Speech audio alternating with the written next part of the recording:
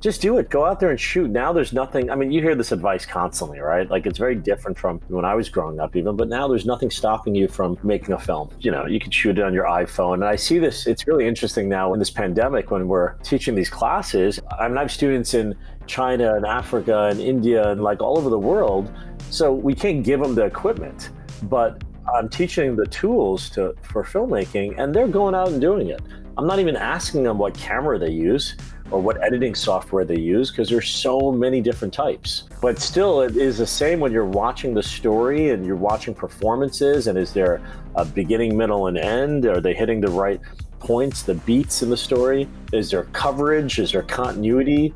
That you could still teach them all this. And so even if you're not in film school, you could still be applying this by just going out and making these films. Thank you for tuning in to the CineHustle Podcast. I'm Vin Chandra, and today I have a very special guest. We have director, producer, writer, educator, Nick Sivakumaran. Now, if you've listened to my previous podcast with Dave Horowitz and Matthew Conan, we all talk about our dear friend Nick. Now, Nick is what we Indians call Jija. He's like my brother-in-law, even though he's married to my first cousin, but I treat him like my brother-in-law, but he's also the guy that got me into filmmaking. And so oh man, as a don't blame me for that, man. I'm sorry. Yes, basically, us with Indian families, we're expected to become doctors, lawyers, engineers, and all the good stuff. So when you break away from the mold and start a career in the arts, it doesn't fly well with our brown families. So as as a brief introduction, Nick is a LA-based filmmaker. By day, he teaches up-and-coming directors at the New York Film Academy in Burbank, California, and by night he's directing commercials and shorts as well. And so, like I said, he was a guy that inspired me to get into the industry. And today we're going to talk about directing, what it means to be a director, and what makes a good director. And I'm sure we'll get off on a few tangents here and there. So, Nick, thank you for joining me. I know we've been trying to work to get this recording going a few times, and we had a few hiccups here and there, but I'm glad I finally got you on. Oh, thanks for having me, man. It's my pleasure. You don't have to talk to me like a professional. And I was so yeah, we literally talk to each other almost every other day. So I know. I think that's the thing when we're talking. It's like, why are we not recording this? This could be a podcast. I know, right? But exactly. to actually sit down with the mics and the headphones, and we're gonna have to start doing that from now on, because our conversations, like 90% of the time, are all about films and filmmaking. It's always one of those weird things. Like we'll come up with something crazy happened today on set, and we got to talk to about. So it's one of those things that's happening all the time. So Nick, you teach at the New York Film Academy. You teach directing. You're a senior instructor at your school. Now, first of all, tell me about yourself. How did you get into filmmaking? How did you decide you wanted to become a director? Wow. Okay. So that goes way back. I mean, I grew up, always loving movies, right? I'd see movies with my dad, with my brothers. So I was just a big film nut. Like I loved movies, but I never thought a Indian kid could be making films, right? Like that never really entered my mind. It was a dream, but I didn't think it would be a reality. So I was kind of raised thinking I was going to be a doctor, and I did the pre-med stuff, volunteered at the hospitals, all that stuff. When I went to college at University of Rochester, where I was pre-med, I was psych and bio. I would TA for classes, and then was taking my MCATs. And what happened was two things happened. One is at University of Rochester, there's a program called Take 5, and it's a 5th-year scholarship. All right. So it's a 5th-year tuition-free scholarship to study something you never had a chance to study before. And I think it was designed mainly for engineering and optics students. So I applied and I put film, because I took some film classes while I was at, studying bio and chemistry and orgo and all that stuff.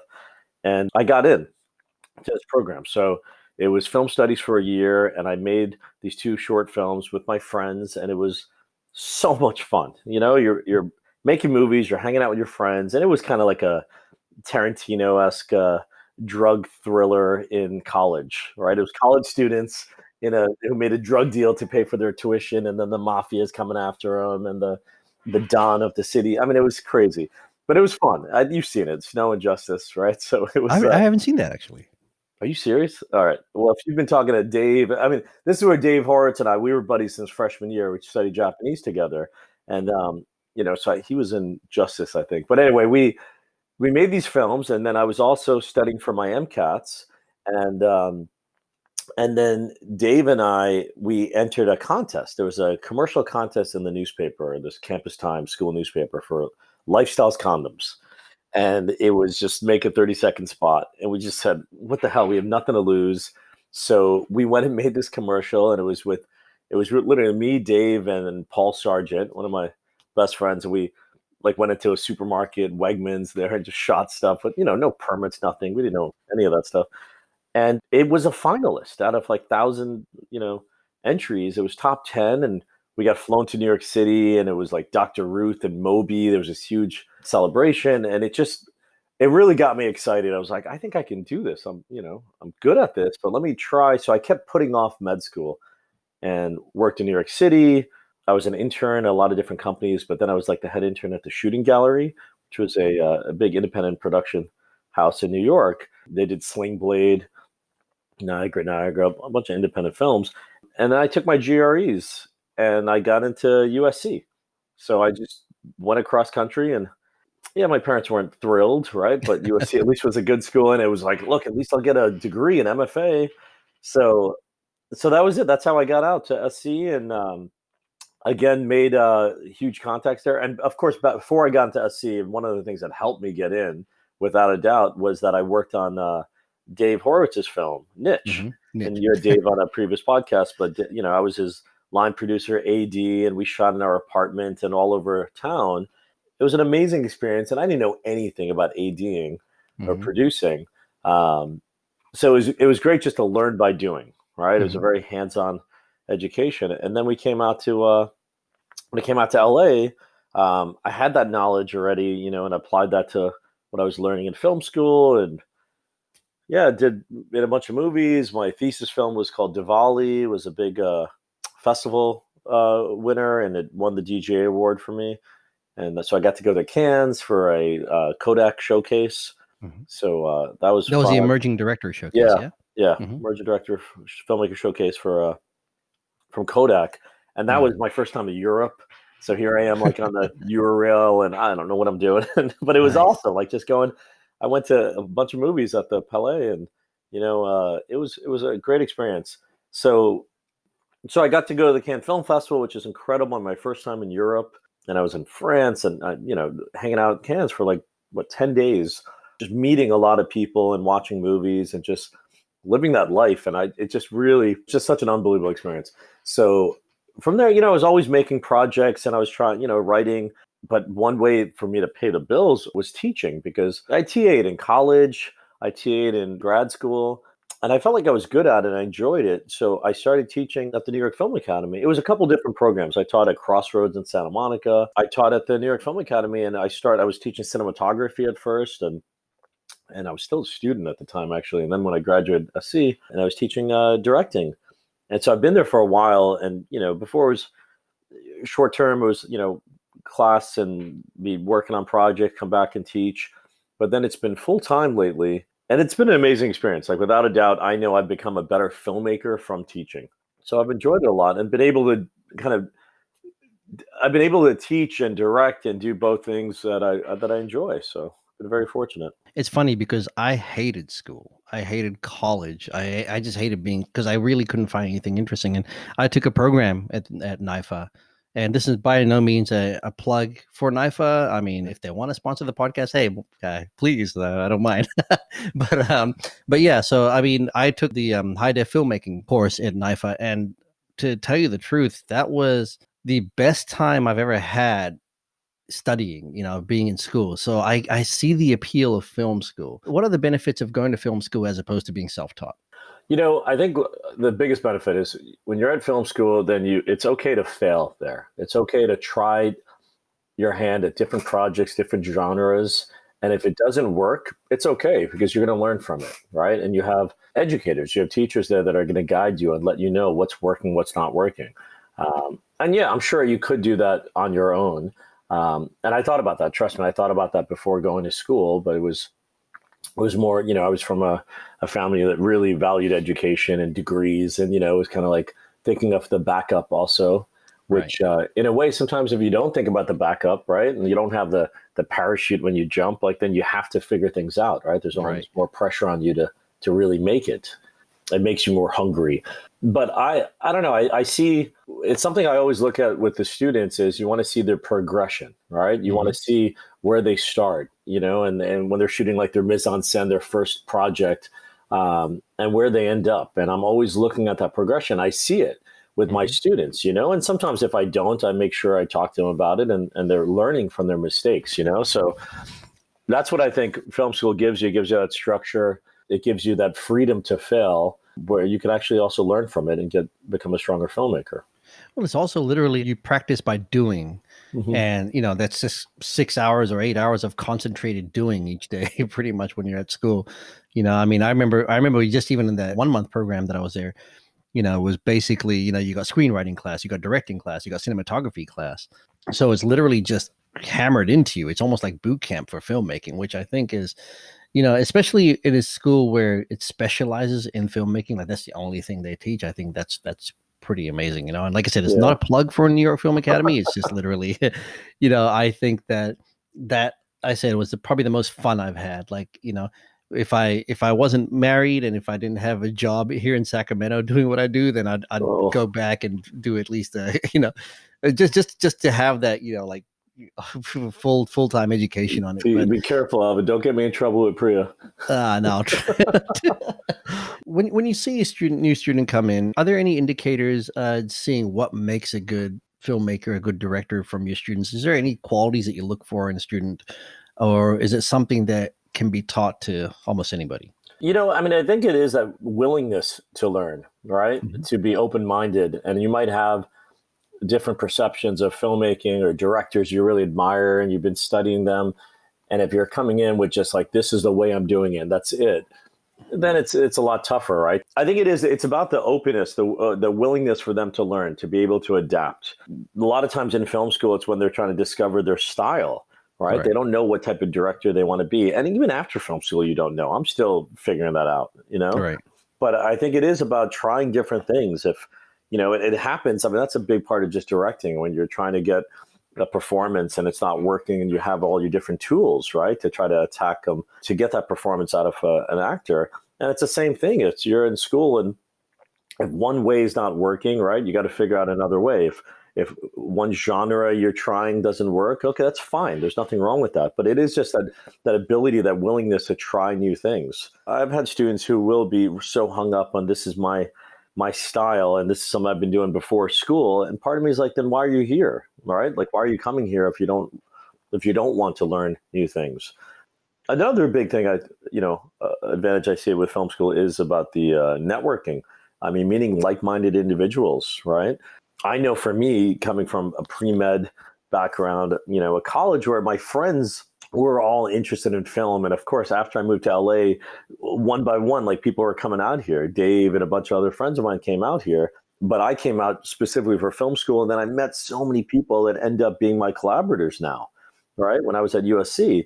And it was a different type of program. Like USC was more drawn out in the sense that it was like a 3-year program. And I had summers off where I was interning and I was working, so I was able, and even class, like, it was more spread out in terms of your class load. I see it with the New York Film Academy that is, like you said, I mean, it's in a boot camp. It's hands-on, it's very intensive. Of course, it's a little different right now with the pandemic, but still intensive. Like you have no choice. You have to sit here and you're just, hit over the head with all this information and it will sink in. So it's a different approach. And I think sometimes when I'll have, students will say, oh, this is a lot or so many classes, I was like, hey, you sign up for this. This is what, there's no secret. It's not a surprise. Like suddenly like, wait a second, I don't have the summer off or, you have classes 6 hours, sometimes 8 hours a day, so it is film, like without a doubt, like there's no way around that. Mm. So, I mean, this kind of ties into the previous question. Is that where students fall short? Is their willingness not to learn? What are some of the biggest roadblocks for students that you see? Or is there something kind of individualized that everybody has a different issue? I mean, I think, look, it's hard to make that one film, right? Coming out of film school, your thesis, that's going to go crazy, Sundance, every festival, go viral, whatever it is, because that's the dream, right? Everyone's trying to do that. I think the films that I look at and I'm proud of the most are the ones that are very personal to the students. Like you feel like that student put their heart and soul into this piece. It was something that, someone else, their classmate could not go and direct. I couldn't direct it. Only they could direct that, So that's a big thing that I just spent last night. I did class last night with a film class discussing this about the director's statement.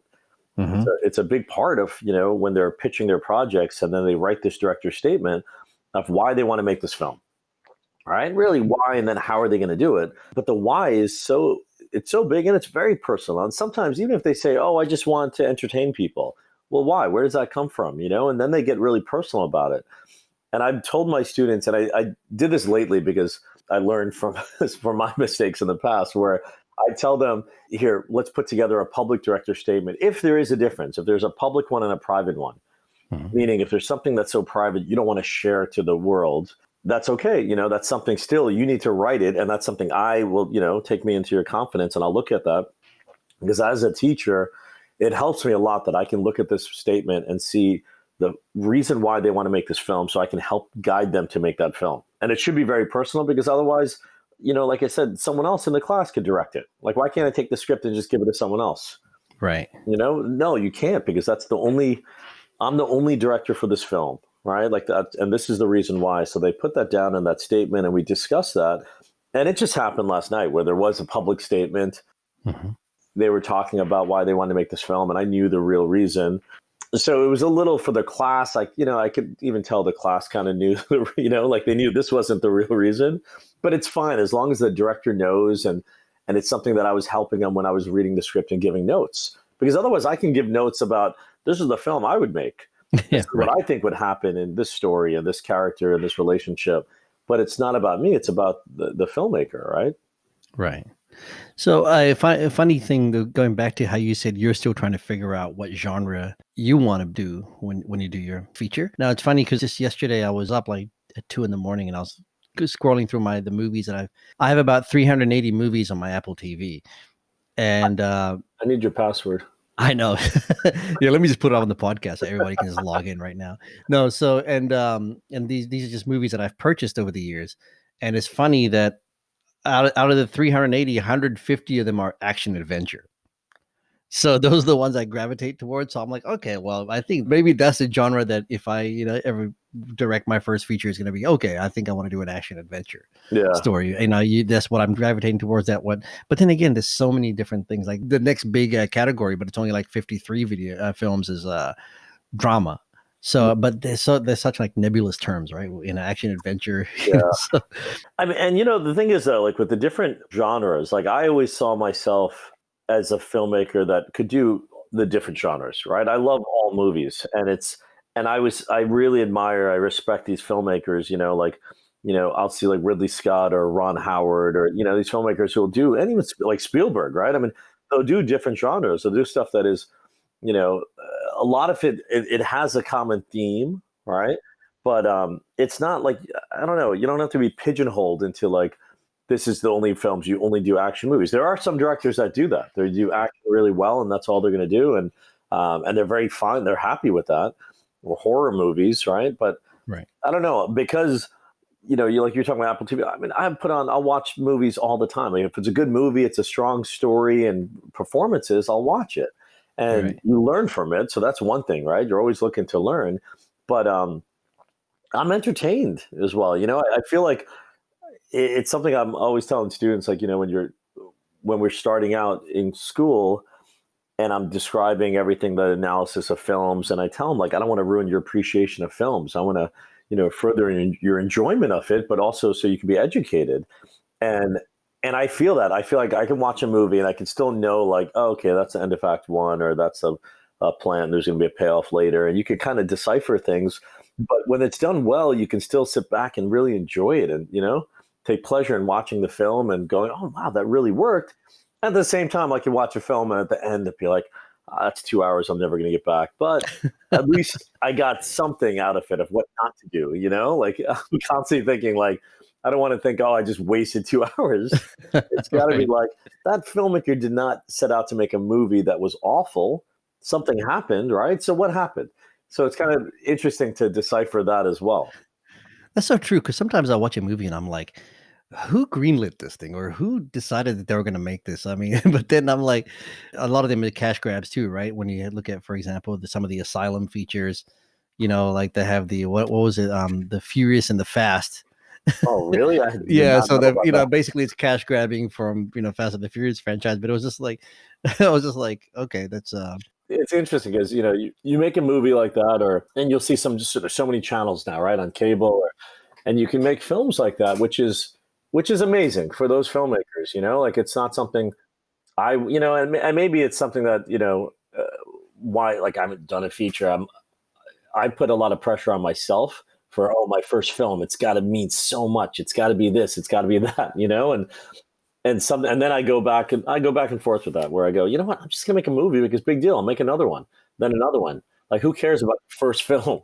But right. but you hear that a lot, right? The debut film or the first feature. Right. You just Well, hear it's that it's about like, people. well, So look at I mean, Robert Rodriguez and Nolan, right? I mean, Robert Rodriguez's first film was like literally 7 grand, and he just didn't care about it, which oh no, luckily ended up being the movie that started his career. And then you like Nolan's that film movie was following. amazing, dude. El Mariachi. He El cared. Mariachi is great, He yeah. I definitely mean, it's cared a about fun film. I mean, by today's standards, it's like, but I mean, the it. concept Yeah, itself.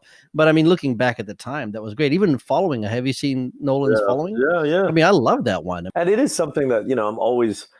It's great to do that, to go back and watch the first films. Like like you see Duel, Oh, Spielberg's, yeah, I love Duel. but you watch these films, and before they had these big budgets and everything, like just like El Mariachi, and like what they did with a simple story, and with the camera and performances, Clerks, like it's just classic. It's just very basic storytelling, but you can recognize the talent, right, in the filmmakers from watching those films. What movies do you consistently turn back to? I think it's for me, it's these films that it's all about nostalgia. I think I'll watch these movies and it takes you back to when you saw them the first time, right? Or they're films that I show clips of in class, and then I just end up watching them. Right? Like after class, I'll just start watching, like Jaws. I can't tell you how many times I've seen Jaws. Absolutely love that film. And Die Hard is one of my favorites, and that's like it's on TV all the time, and I just can't help it. I just leave it on, and my wife's like, "What the hell? You've seen this? So you have like every DVD, the Blu-ray, everything. Why do you have to watch this?"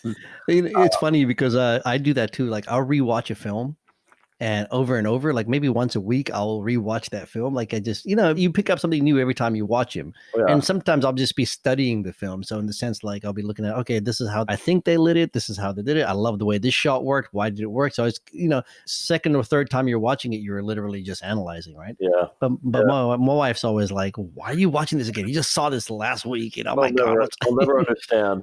Yes. What was the two movies that were on recently? The Field of Dreams. I Uh-huh. absolutely love that movie. And then there was this film called Few Good Men that was on. Mm-hmm. Mm-hmm. With Tom Cruise, Jack Tom Nicholson, Cruise. Yep. Demi Moore, and the end of the film was on, and Renita, I was like downstairs, and Renita was watching it, and she was like, "Oh, I came up, and she's like, I love this movie. Look how young Tom Cruise is," and she's talking, and I come in, and I just started doing the lines from the You movie. get Like, I know his speech and everything, and she's just like, "I'm trying to watch the movie," and I was like, "You want the truth? You can't." And I'm just doing the whole thing. And she was like, I don't know why. Some part of me was thinking I'm impressing her, and she was Mhm. so not impressed. I was like, I ruined the end of the movie. Yeah. I was looking at my kids like, "Did you see that? You see Daddy? That was pretty good, right? What is wrong with you?" But those are the movies that it's from my college days. Like I just remember watching. I remember doing the speech all the time with my friends, and so I don't know. I mean, there's films like that, but then I'll go back, to my Star Wars. Huge Star Wars fan. Um, Especially the original, right? You have to say that. But then, you mentioned Nolan. Like, I love his Dark Knight trilogy. Mhm. Just absolutely love that. So there's, I don't know if I have the same. What was I watching? Moneyball the other day. That's a amazing film as well. There's just so many films that have like different parts of it will speak to me, and if I look at it for the performances or The Graduate, I watch The Graduate a lot, and those are like the classic film school movies like Godfather and Taxi Driver, and Right. um, but I haven't seen those films like Godfather. I recently saw it from beginning to end again, and it's been a long time. Hmm. And you're just reminded of how amazing it is, and how talented Coppola is, and the performances. Those performances are unreal. I get a lot of flack for saying I didn't like Scarface. Oh, really? I'm just like, Yeah, it wasn't like I hated it or anything. I just, to me, it was like, man, I mean, okay, cool. I don't know, yeah. but it's like, what can you do, And I think what I think it is when these movies are put so high up on a pedestal that that's all you hear. Everyone's talking about it all the time. And it's like any movie, right? Like it just raises your level of expectation. And then when you watch it, you're like, okay, that wasn't so special. But you got to think about the time when they made it, right? And now it's been like just ripped off over and over again. When I, talk about Citizen Kane, and I always tell the story about how when I was in, I never saw Citizen Kane until I was in film school. And, I did this film program at Rochester, and it's on the top of everyone's list. And when I was at film school, I'm sitting there surrounded by my USC classmates and feeling insecure, like how the hell did I get into this program? And they were talking about Citizen Kane, and I remember clearly this one teacher discussing it and saying, like, of course everyone here, right, has seen Citizen Kane, and everyone's nodding, and of course I nodded along with everyone else. And he started talking about it, and he asked me something about, he was talking about flat space versus deep space, and I'm just nodding away. And then he was like, Nick, what did you tell me? And I just BS'd my answer. And then one of my buddies was like, later, he goes, you never saw Citizen Kane, did you? And he's like, I went, oh, could you tell? And he goes, yeah, I could tell. But guess what? I haven't seen it either. I was like, what? So then we both went and watched it. And it was a fun story with my friends, but I watched it and I was like, you can't help but respect, admire what Orson Welles did.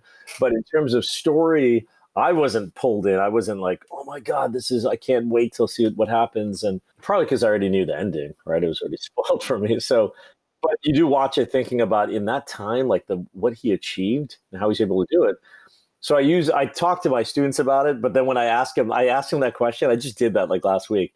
I showed the beginning of Citizen Kane. We were talking about montage, and I asked him like, all right, so who's seen Citizen Kane? And people were like nodding. And I went, listen, you don't have to lie to me. And I tell them that story. And then I could see everyone going, oh yeah, I never saw it. And I just said, it's good to see it as a film student to understand what all the fuss is about. Right.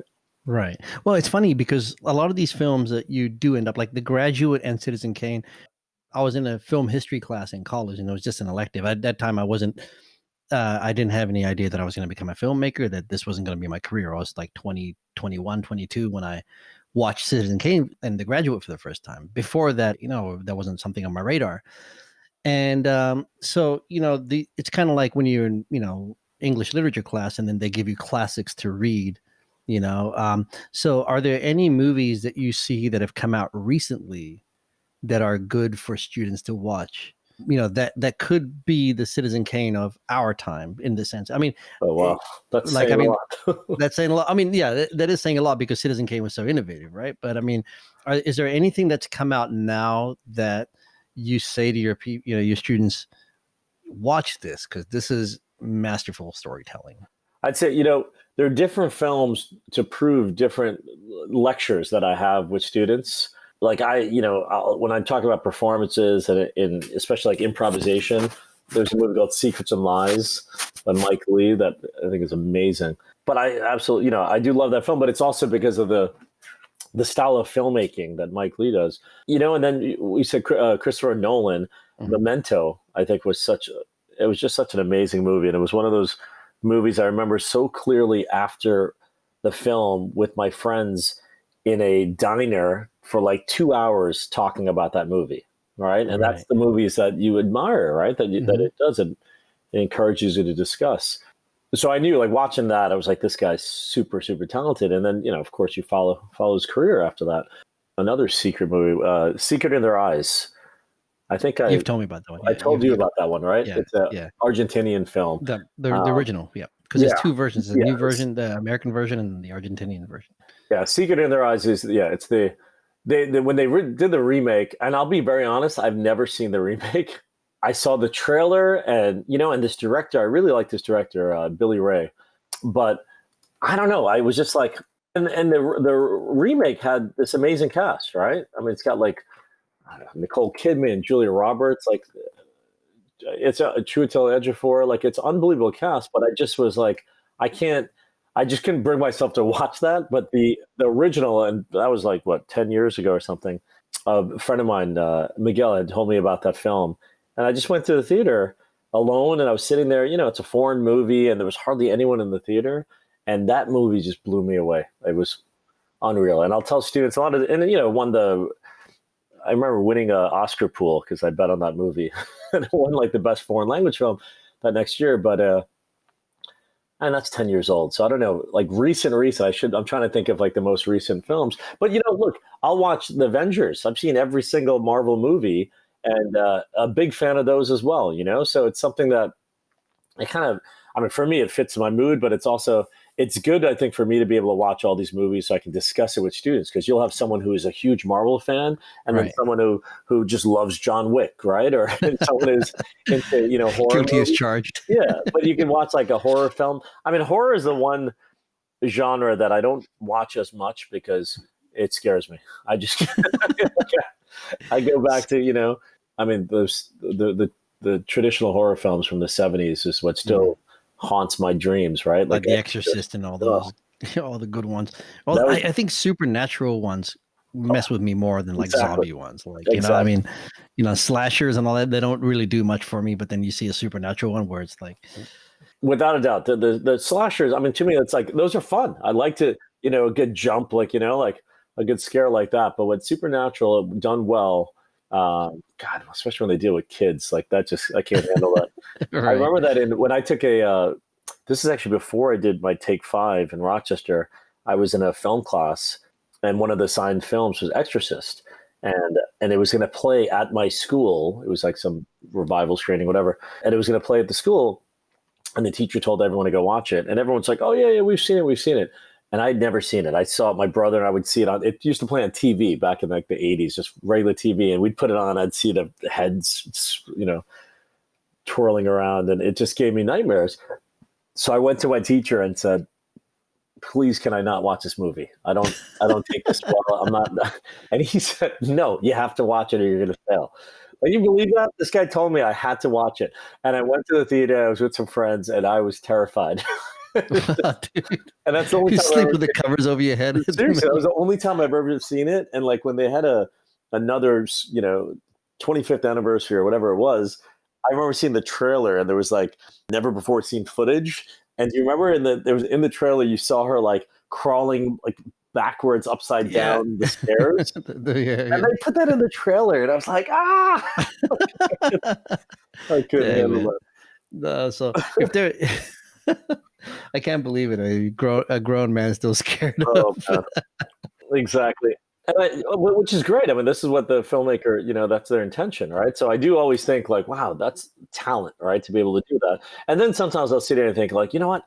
I can scare someone. Like, I know what scares me. I feel like I can do that. And I remember that in film school, we had my first semester at film school, we had to do 5 projects. And it was like, there's no categories, no genres. It was just like 5 different films. And that's exactly like what I was saying before about film school, that you want to just try different things. And I thought like, yeah, horror. And this wasn't it was more slasher than horror, but I made a film that I just wanted to try my hand at it and see if it would work. And I did a film, it was called Pizza Driver. Right? Pizza Driver. Oh my God. It was crazy. It was we shot on Super 8 film. But anyway, it was just about, you know, someone gets cut off in a road rage incident, and the guy comes back and like kills him. He sneaks into his house and kills the other guy. And we shot this, and you know, I was lighting it, and it was supposed to be like a horror and thriller, and I'm the cinematographer also, and it's Super 8, right? So handheld and walking around, and we did a really good job. I mean, there was lots of chocolates. It was black and white, right? So there's a lot of chocolate syrup flying all over the place, blood. And when we shot this movie, you know, screened it in class, and and my friends were in the movie, my classmates, you know, so it was just, we had a good laugh over it. And I just thought, oh, okay, I tried my hand at it, you know, I'll try something else. But then when I was turning these films in to, there was Super 8 studio for them to telecine it, right? I wanted to get a digital copy, or not digital at the time, it was VHS, a VHS copy, right?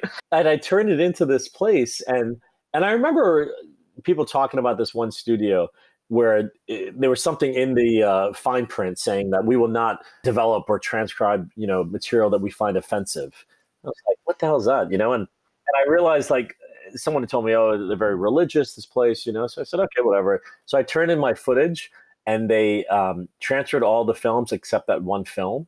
And they wrote a letter saying, we refuse to transfer this on basis of the subject material and this and that, this whole thing.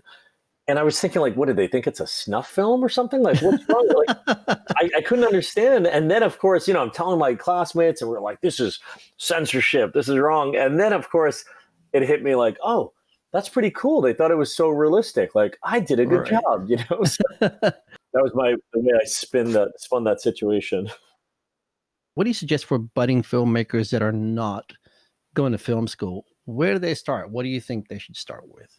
You definitely have to study screenwriting. You have to understand structure, but writing, and you just got to start writing. Like, there's so many opportunities now to submit your script to contests. There's websites that will take your script, and filmmakers can find them there. But if you're a budding director, if you actually want to be directing, you should be writing. Like, it's something I wish I spent more time in film school and screenwriting classes, because most of the first-time filmmakers are writing their own scripts, right? So I do think that you need to really spend time with screenwriting, and then just do it. Go out there and shoot. Now there's nothing, I mean, you hear this advice constantly, right? Like, it's very different from when I was growing up even, but now there's nothing stopping you from making a film. I mean, you could shoot it on your iPhone. And I see this, it's really interesting now in this pandemic when we're teaching these classes, and I have students in China and Africa and India and in Spain, like all over the world. So we can't give them the equipment, but I'm teaching the tools for filmmaking, and they're going out and doing it. I'm not even asking them what camera they use or what editing software they use, because there's so many different types. But still, it is the same when you're watching the story and you're watching performances, and is there a beginning, middle, and end? Are they hitting the right points, the beats in the story? Is there coverage? Is there continuity? That you could still teach them all this. And so even if you're not in film school, you could still be applying this by just going out and making these films. But you can, of course, apply to film festivals and get that out there. But now, with YouTube, with Vimeo, it's so much easier to get your work seen by people, and they recognize talent. You can tell when you watch a project and this person has it. This person knows how to construct a story. He understands visual storytelling, which is, that's a master class in itself. Visual storytelling. What resources do you recommend? Any particular books, movies to watch just as to learn? It's funny, I have this book, All I Needed to Know About Filmmaking, I Learned from Toxic Avenger. That's awesome. Yeah, it's like, is that, that's a big Trauma fan, right? Yeah. Who wrote that? Right.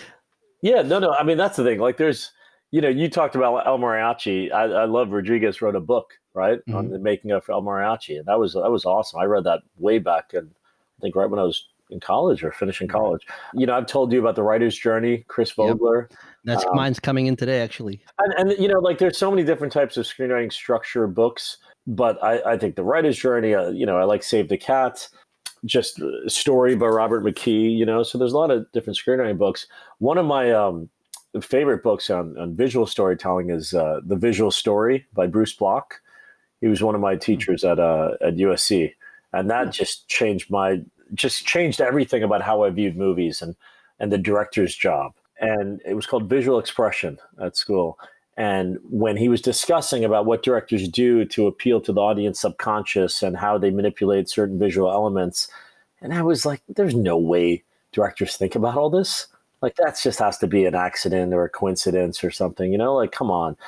So I didn't believe that everything he was saying was true until I started looking at the clips he was showing and watching the director interviews and realizing that filmmakers actually do this. It's so much about visual storytelling to, like I said, appeal to the audience subconscious. And there's something that's very obvious, right, that you want audiences to pick up, but a lot of things are not, and they just feel a certain way because of those clues, those images on the screen. So a huge fan of that book. I recommend that, and I talk about it all the time in class. A book for actors, directing actors, is Judith Weston's Directing Actors, as well as Film Director's Intuition. But that's amazing. Both those books they've helped me a lot in directing as well as in teaching. I remember going to a talk by Billy Ray, who I just mentioned directed Secret in Their Eyes, the remake, but he had written, big writer, and he had written Captain Phillips, and he was talking, it was actually a screenwriting lecture, and he was talking about that. But then he was talking also about directing, and things he was saying, I was like, wow, this is so interesting. I've heard this before. It's like deja vu. And the more he was talking, I was like, why do I feel like I know what he was saying, or where did I hear this? And then I was flipping through Directing Actors, and I think I was online somewhere, and I saw him quoting like Judith Weston has changed my life, and he was talking about her, and I was like, oh my God, that's what he was repeating her stuff. Like he really, took her words to heart, and it helped him. And I was like, oh, that's where I recognized all those his directing language from. With actors, and one of the things I've noticed about you is that you are extremely talented in dealing with kids. You're able to really get a performance out of children. If people haven't seen your Doritos commercials, the lemonade stand and the mark, I mean, you really, you were really able to capture performance, or at least help these kids get their performances out. How do you approach that? And being able to direct kids in such a way, has that helped you direct adults? Because obviously adults can absorb information better. I mean, what is the secret to directing children? I'd like to say it's helped me, of course, having kids. So that definitely has affected me in a positive way. But I think even before having kids, it's, I can see life through a child's eyes. I think I still can do that, and speak to them on that level. And it's something about, with adults, I mean, you're using different tools, adults and kids, right? Just directing actors, you're using these different tools. So I think with kids, you can get right in their head talking about what's happening in their lives, So I think it's important that you kind of get to know them, so you understand their family dynamics, you understand school, what's their favorite TV shows or cartoons, right? So I could speak in that language, like I remember with the lemonade stand, I remember talking to her. What did we talk about? I remember talking about her about My Little Pony, and I just kind of knew some stuff about it because I had a young daughter. I had two daughters at the time, but one was watching that, so it is something that you need to do the homework, right? Like if you're going to be working, it's not like you just automatically know all this. You have to do that research so you're able to speak to them at their level. And with adults also, of course, there's a different way. Sometimes you can use those same techniques, but a lot of times it's different techniques. And patience. I'm pretty patient, and I think that's what helps me as a teacher. Or I shouldn't even say helps me. It definitely helps, but I think it was developed a lot in teaching, because that's something you have to be on set, and you have to give yourself more time then to get shots, right? To get certain takes from kids. You can't be putting the pressure on them, like the sun's going down, come on, quick, we got to get the shot, because they're not going to respond to that. So it is something that you really have to take into consideration when you're planning your day, when I'm getting the coverage on the kids versus adults, that type of stuff. Okay. Yeah. It's funny because I was on a commercial where they had kids. The funny part was, like, they just did not know how to deal with kids, and they were getting frustrated themselves, and then the kids were getting frustrated. And, and I was just like, if Nick was here, this wouldn't be a problem right now. And I was trying to, like, WWND, what would Nick do? So that's how I was thinking about it. But I was just like, and I tried suggesting to the director to, hey, why don't you try a slightly different approach, and, just treat it like a game almost, and that's a good idea. Or just take a break for a little bit, because they're going to definitely sense your frustration. They're going to feed off your energy. That goes for everyone on set. Like that's a big thing we're always talking about. Just like, I mean, basic psychology is everyone's feeding off the director's energy. So if the director is flipping out and stressed out, like you can feel that. Everyone feels that. So a lot of times I might be feeling that inside, but I don't want to show it, and I'll make sure that, my outward appearance is calm, cool, collected. Like, this is good, guys. Thank you so much. Everything's great. And even though my mind's going like, 1,000 miles a minute, just going like, okay, how am I supposed to do this? And how do we get the next shot? We're going to run out of time. But then again, it's all about your collaborators. You have a strong AD, you have a strong DP, you work as a team because you're not going to be able to do it on your own. So that's a situation like if kids are running rampant or they're not listening, you got to have your AD like, okay, let's clear the set. Let's try something else. And hopefully you're not stressed for time right there, because it's all about trying to identify these problems and then just fix it. It's awesome. Awesome. What is the one thing that if you've taught your students, then you've done your job, that you feel that you've done your job right? So there's two things. I'm very happy when I can see that a student is visualizing their project as they're directing. They're visualizing their edit. They're coming up with their shot list or on set, maybe adjusting their shot list or understanding when actors are entering the frame or exiting the frame because they're visualizing how it's going to cut together and always giving themselves options, but knowing like that would be a good cut point and that might be a cool dolly move to have. And then I'd cut to this reverse and they're constantly thinking about that because from day one, that's what I'm drilling into their head, that they have to be visualizing this. And it starts with the shorter projects. And as they get longer and longer, it's hard to do that. But at least to be able to visualize these scenes, it's a difficult process. But I think that's one of the hardest things about filmmaking or being a director is that you have this vision in your head, right? You have a story that you've told friends and you go, this would be a great movie. But then how do you take that story from something you're saying to get it on the page, right? That's screenwriting. Then how do you get it from the page and get it up on the screen? And it's very difficult to do that. So I love when I see that when I'm on set with them, sometimes I'll be supervising their shoots and I can see that process, see that happening.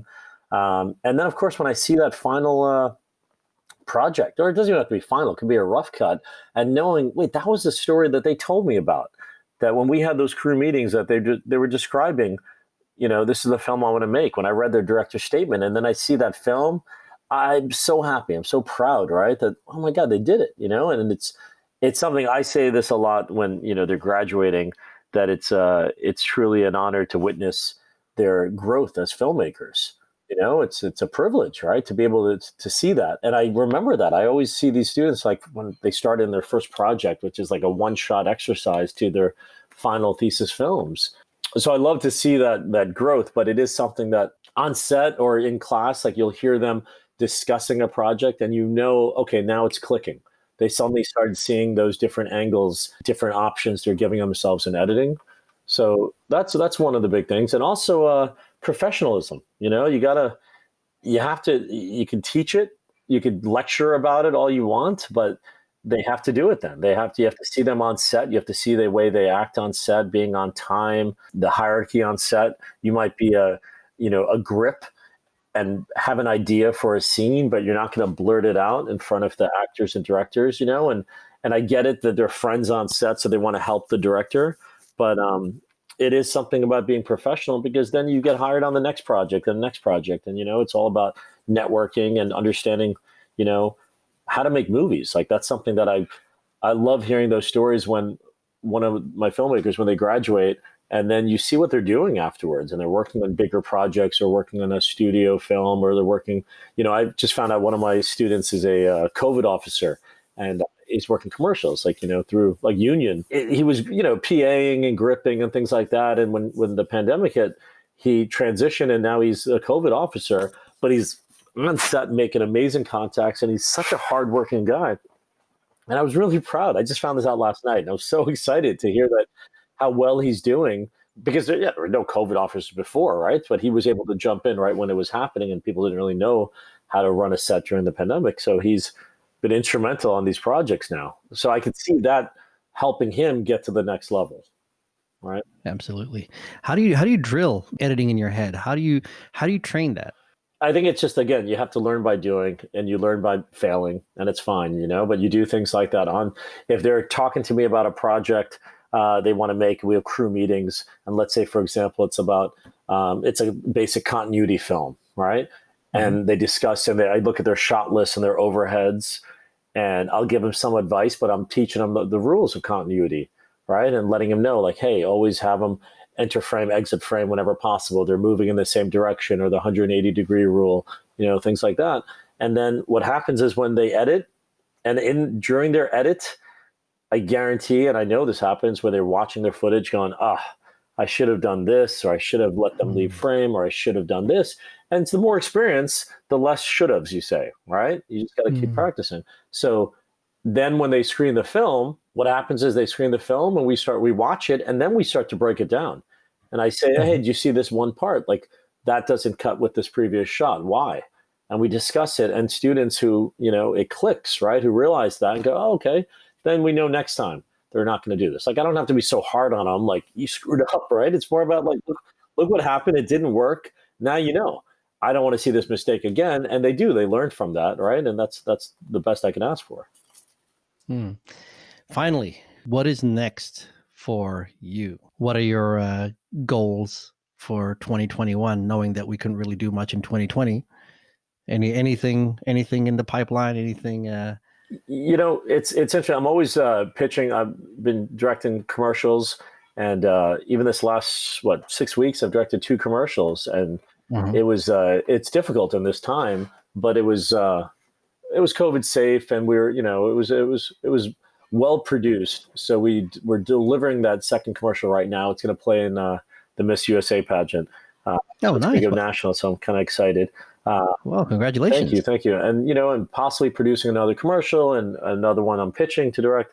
So that's going on. Also writing, thinking about these features, these ideas. I have a bunch of different ideas. One that, you and I talked about that could be possibly a script that we can make in Fiji.